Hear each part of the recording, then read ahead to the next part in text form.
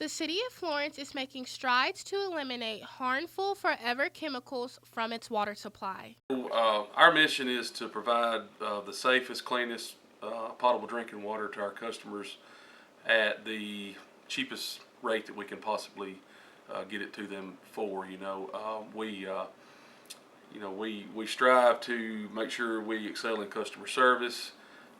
We also strive to make sure that our customers are happy in every regard, no matter what utility we provide them with. And so that's really it. We just want to make sure that we're providing them with the safest, cleanest drinking water that we can.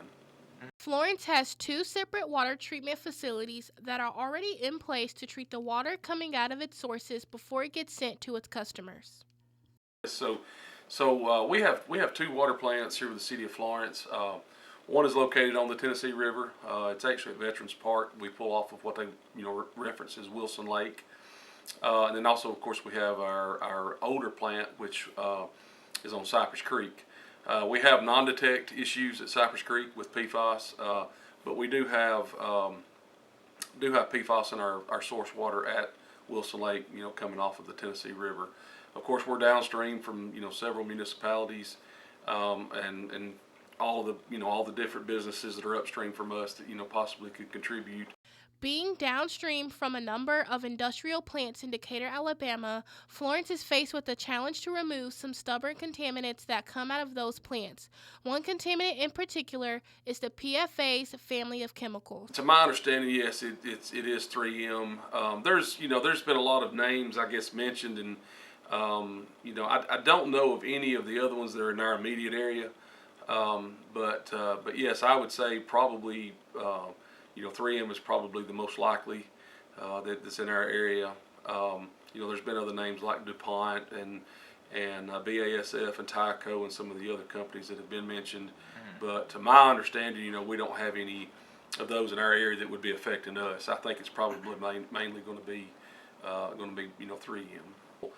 Anytime they have the possibility of a spill, I guess we could call it that. We receive almost an instant phone call stating that there's possibility. There's nothing ever confirmed, but there is a possibility that some PFAS concentrated water may have made it into a ditch, or could possibly make its way around into the surface water.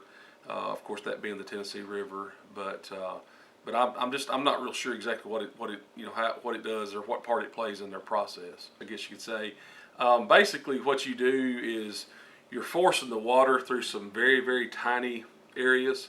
They're actually you could call them skids, you can call them trains, you could call them different things, but it's actually what you're doing is you're forcing the water around through a very, very, very, very small space through high pressure. You're forcing it through there, and then what you get left in the center is what they call that's going to be your heavily PFAS contaminated water. That's going to what they refer to as reject water, and of course we're going to capture that, and then we're going to treat it by other means before we discharge it. And then the other water that's not part of the reject water is it's going to be the clean water, and of course we're going to pull that out at that point, and we're going to go through. It takes several other steps before we send it out to our customer, but basically in a nutshell, you're just forcing that water through there at a high pressure through a very small space to try to remove all those PFAS contaminants and anything else that could potentially be in there as well. Granular activated carbon acts as a filter, and so what we're going to do is we're going to pass that reject water, that heavily concentrated PFAS water, we're going to pass it through the carbon, and then we'll remove the PFAS, strip the PFAS out of it, and then of course we'll return that water back to the river. Of course, it'll go through some other processes at our wastewater facility before we do that, but ultimately, our goal is to basically return the water in a better shape than when we found it, when we pulled it out of the river. The process of removing PFAS from the water involves a new addition to Florence's water treatment infrastructure that will cause rate hikes for consumers and require a loan from the bond market. Our initial estimate is $135 million. Yes. Well, it's just number one. The reason we're so concerned about it is because it's an EPA mandate. We have to meet regulatory compliance. We have to meet all the rules and regulations that we're governed and passed to us. And so that's our primary focus. Is we want to make sure that we stay in compliance. Otherwise, if we start having compliance issues, then then you start creating issues because if you're out of violation, if you're in violation, and you're not in compliance, then that means you're not producing water that is healthy. You're not producing water that is potable. And so that's our main focus. Is just to make sure that we remain in compliance. And of course, PFAS triggers a lot of different things, a lot of different health effects, and so from birth defects and all the other things that we talked a little bit earlier about. And so that's the main reason is because of the potential adverse health effects that it could have, and then of course that mandate. Mm-hmm. Well, both of our plants currently we employ conventional filtration. We basically go through the basic 5 steps of water filtration or water treatment, which is coagulation, flocculation, sedimentation, filtration, and disinfection. And unfortunately, none of those steps in that process remove the PFAS. And so we just have to, we basically have to go the extra mile now and put these remedial practices in place in order to get the PFAS out of the water. What we do conventionally just does not work. It works for a lot of different things, but PFAS is just one of those things that it will not remove. The water? Yes, there's really nothing in our current processes that PFAS will bond with. And like in the case of RO, you're not really bonding it to anything. You're just filtering it out.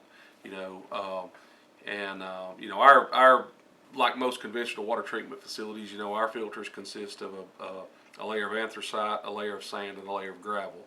And unfortunately, those 3 layers of media do nothing with PFAS. It works great to filter out a lot of things, but PFAS unfortunately is just not one of those.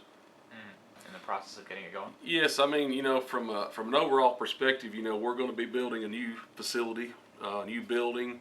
It's going to be at our current plant, of course, but it's going to be everything from a new building to purchasing the filters, the units that we'll need to build these different trains, and of course the volume of water that you're permitted to filter has a lot to do with how big you build your plants. And for us, for instance, we're permitted to filter 12 million gallons a day out of the Wilson Lake facility, and so we have to build that facility. We have to build this new RO plant, if you will. We have to build it, in order to meet that demand. We have to be able to filter 12 MGD through the RO plant, and so smaller systems, they don't have to build it quite to the scale that we'll have to. And of course, there's systems in the state of Alabama that are much larger than we are, and everyone's having to meet the same compliance, the same regulations. And those systems, those plants that are bigger than us, that filter more than 12 million gallons a day, they'll have to be even bigger than we are. So a lot of it just is dictated by, what you're permitted to filter, and then of course you just, you build it to size according to that. But we're going to try to use as much of our current setup, much of our current plant as we possibly can, just to save on cost and expenses. But unfortunately, when this plant our Wilson Lake plant was constructed in 1992, this was not even a thought at that point in time. So, we didn't, it was not built to meet the needs of what we need now. So, but yes, it'll be everything from building a new building all the way down to we're going to have to have additional personnel. The project is one of the highest priority items on Florence Mayor Ron Tyler's to-do list, and it must be completed before the projected 2031 deadline set by the EPA.